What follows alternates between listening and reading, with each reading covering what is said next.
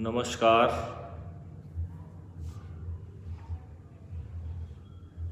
थोड़े से लोग जुड़ जाएं तो मैं अपनी बात रखता हूँ।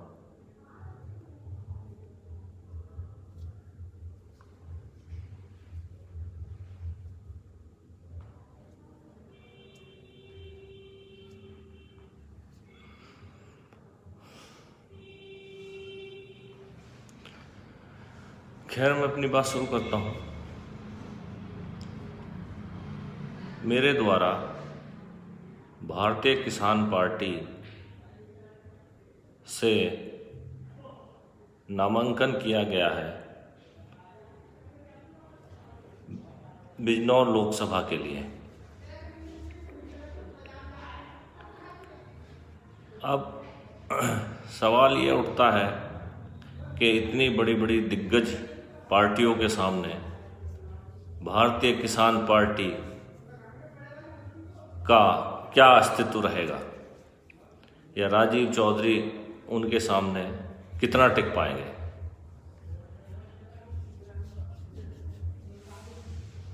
हम लोगों ने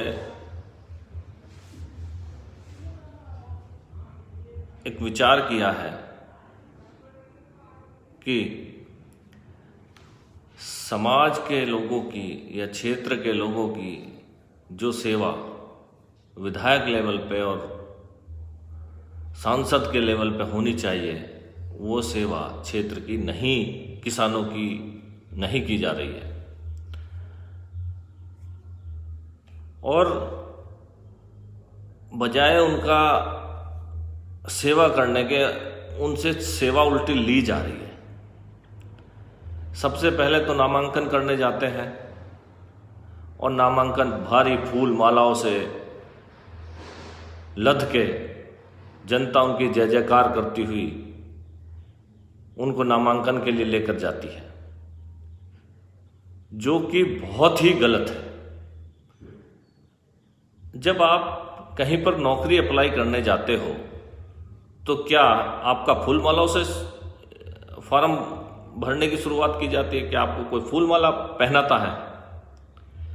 जब आपको नौकरी के लिए कोई फूल माला नहीं पहनाता है तो आप नामांकन में क्यों फूल माला पहन कर जाते हो? आप एक नौकरी अप्लाई कर रहे हो, मेरे हिसाब से सांसद की नौकरी अप्लाई कर रहे हो आप नामांकन के तौर पर, और फूल माला लाद करके आप वहाँ पर हजारों की भीड़ में आप वहाँ जाते हैं। तो ऐसी कौन सी नौकरी है जो फूल मालाओं से जहाँ पे स्वागत होता है? आप सरकार से तनख्वाह लेंगे कि हम समाज की सेवा में लगे हुए हैं, हमारा घर चलाने के लिए हमें तनख्वाह चाहिए। सरकार आपको तनख्वाह देती है और उसके बदले आप ये वादा करते हैं कि हम समाज की सेवा करेंगे, और होता है उल्टा। जीतने के बाद की बात करता हूँ। जीतने के बाद हम जो जनता है वो सब फूल माला लेकर के सांसद जी के और विधायक जी के ढोल ढकाड़े से लेकर के पहुँच जाते हैं। वही कोई आपको नौकरी मिली है और नौकरी मिलने के बाद कौन सी ऐसी नौकरी है जहां फूल माला का स्वागत किया जाना चाहिए या किया जा। आईएएस की नौकरी होती है, वो वहां भी फूल माला का स्वागत जनता नहीं करती। अगर आईएएस की नौकरी भी मिले तो वहां भी फूल माला से जनता स्वागत नहीं करती है। तो सांसद या एमएलए चुने जाने के बाद उनका फूल मालाओं से स्वागत क्यों किया जाता है? फूल मालाओं से स्वागत उसका किया जाना चाहिए जो चुनता है, जो वो नौकरी पे सांसद को लगाता है, जिसकी वजह से सांसद नौकरी पे लगा है। फूल माला उसको पहनानी चाहिए। बनाने वाले को फूल माला पहनाई जाती है, बनने वाले को फूल माला नहीं पहनाई जाती। तो ये जो हमारे समाज में हम ही लोगों ने जो ढर्रा गलत अपना लिया है, और आप समाज में जो नौकरी करने आया है, हमारी सेवा करने आया है, आप उसको पहले दिन ही सिर पर बैठा लेते हैं। फिर वो आपको 5 साल नहीं दिखाई देगा, क्योंकि आपने तो उसको नौकर को पहले ही सिर पे बैठा लिया। तो आप सांसद हो या एमएलए हो, कोई भी हो, आप उसको उसकी जगह पे रखिए। आप अगर उसे सर पे चढ़ाने की कोशिश करेंगे तो वो आपका काम नहीं करेगा। आपके लिए नौकरी करने आया है, सरकार से तनख्वाह ले रहा है, सरकार से फैसिलिटी ले रहा है इसी बात की कि आपकी सेवा करेगा, आपके क्षेत्र में काम करेगा, घूमेगा, इस बात की नौकरी उसकी है। सच्चाई तो यही है। कुछ अपने फायदे के लिए लोग उसकी चाटुकारिता में उसको सिर पर चढ़ा लेंगे, अपने पर्सनल काम निकाल लेंगे और जनता को गुमराह कर देते हैं। तो एक टॉपिक तो ये खत्म हुआ। अब दूसरा टॉपिक ये है कि हमने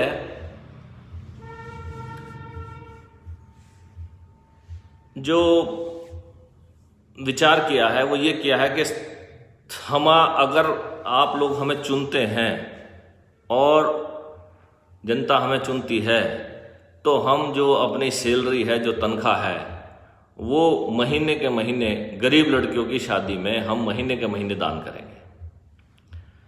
ये हमने प्रण लिया है कि अब अगर हमारा नंबर आता है तो हम जनता की सेवा अपने जेब से करने की प्रथा डालेंगे। तनख्वाह हम नहीं लेंगे, सरकार से जो तनख्वाह मिलेगी वो हम गरीब लड़कियों को महीने के महीने दान कर देंगे। उसके बाद भी हमारे पास बहुत कुछ बच जाता है। जीवन भर की हमारी पेंशन बच जाती है, जीवन भर की हमारी सुविधाएं बच जाती हैं, जीवन भर हमारा मेडिकल, सुरक्षा, बहुत सारी चीज़ें हैं जो हमारे लिए बच जाती हैं, जो हमारे लिए काफ़ी है। अब इसके बाद आता है नंबर कि सांसद चुनने के बाद फिर वो क्षेत्र में दिखाई नहीं देता। उसके और भी बहुत जिम्मेदारियां होती हैं, घर की भी होती हैं, बाहर की भी होती हैं, और वो जरूरी भी नहीं समझता कि जनता से काम निकल गया, अपना उसको छोड़ दो, अब अगले 5 साल जब आएंगे जब देखेंगे। उसके लिए हमने एक ये सोचा है कि अगर हम चुने जाते हैं तो 5 लड़के जो बिल्कुल MBA ग्रेजुएट किए हुए होंगे, हम उनको अपॉइंट करेंगे 5 लड़कों को, और उन 5 लड़कों को हम पूरा क्षेत्र उनका फिक्स कर देंगे कि मान लो 500 गांव है तो 100 गांव तेरे, 100 गांव तेरे, 100 गांव पांचों के, ऐसे 500 गांव बांट देंगे। जो वो डेली सोमवार में फिक्स गांव में जाएंगे कि इतने गांव में, इस गांव में आपने सोमवार में मिलना है लोगों से, मंगल को इसमें, बुध को इन गाँव में, ये सारी चीज़ें हम लोग इस तरह से उन लोगों को अपॉइंट करेंगे और उनको तनख्वाह देंगे बाकायदा। 20,000 रुपये, 25,000 रुपये महीना हम उनको तनख्वाह देंगे।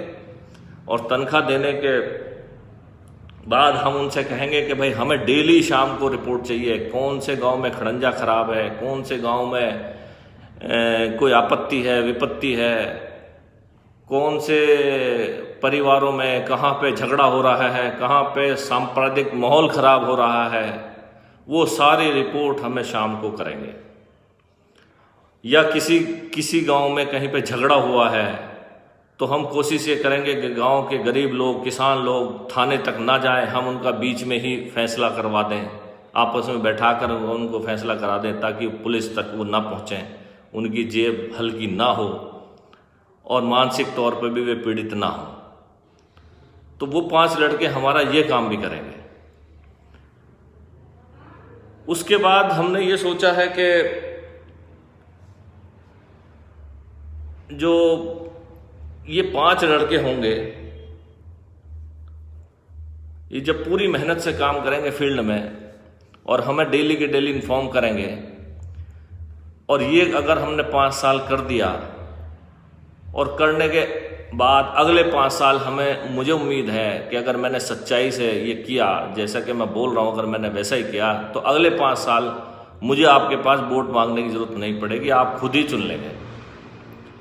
जब आप खुद मुझे अगले 10 साल मुझे रखेंगे तो 10 साल के बाद फिर मैं जो 5 लड़के होंगे उनमें से जो बेस्ट लड़का होगा उसको मैं सांसद के लिए उतारूंगा। 10 साल मैं रहूंगा और उसके बाद उसको उतारूंगा। क्योंकि वो सारा फील्ड, सारा क्षेत्र घूम चुका होगा, घर घर से वाकिफ हो चुका होगा। उसको घर घर की वाकिफ होने से सांसद को एक गली गली का पता होगा, वो मेरे से भी बेहतर काम कर पाएगा।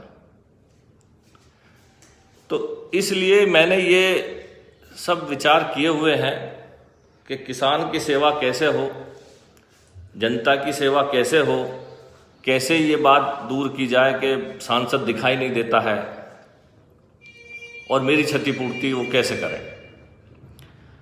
और वहाँ पर एक काम और किया जाएगा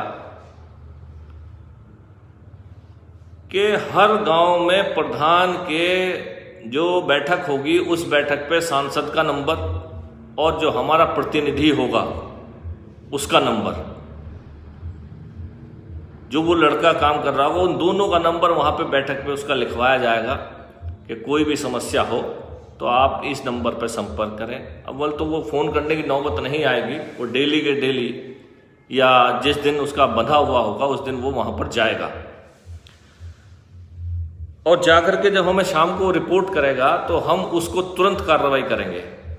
जब तक आप लोग हमारे पास शिकायत लेकर आओगे हम आपको प्रूफ दिखा देंगे कि हमने ये आपकी कार्रवाई पहले ही कर दी है।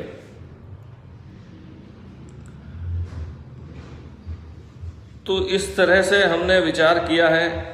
तो एक बात हो गई कि तनख्वाह हम गरीब लड़कियों की शादी में दान करेंगे, जो हमें तनख्वाह मिलेगी।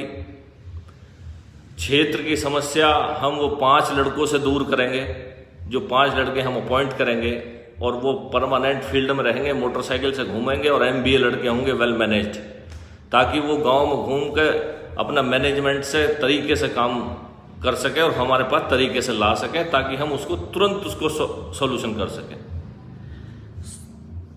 एक समस्या ये दूर करनी है कि गांव देहात में जो आपस में लड़ाई झगड़े होकर थाने में जाकर के जो पैसा उनका निकाला जाता है जेब से, वो पैसा किसी तरह से हम बचा सकें, उन्हें मानसिक उत्पीड़न से बचा सकें, थाना कोर्ट कचहरी से किसान गरीब मजदूर ये दूर रह सके किसी तरह से। ये मेरी प्राथमिकता रहेंगी, यानी कि क्षेत्र में टच में रहना हर वक्त अपने संसाधनों से, गरीब किसान को दूर रखना थाने से, कोर्ट से, कचहरी से।